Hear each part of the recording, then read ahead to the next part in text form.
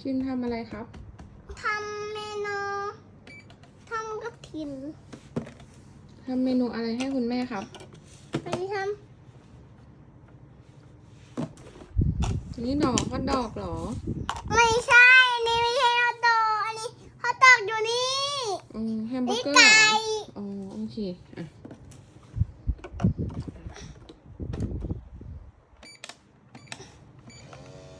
เดี๋ยวเรารอก่อนนะครับจะสุกหรือยังครับเนี่ยกางฉุกแล้ว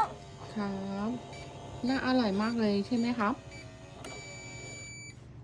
ฉุกแล้ว อืมขอบคุณครับคุณลูกน่าอร่อยมากเลยโอ้โหอันนี้เอาไว้ฉาอาหารได้หนูไว้ได้ครับดูนะเดี๋ยวจะสั่งลูกชิ้นได้ครับ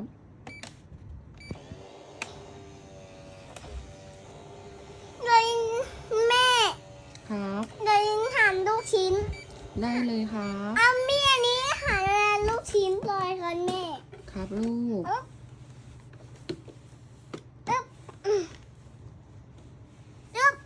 ทำได้แล้ว โอ้โห เอาใส่จาน น่ากินมากเลย แล้ว ครับ แล้วก็มีช้อนด้วย โอ้ขอบคุณครับขอบคุณครับลูก เราเล่นบอร์ด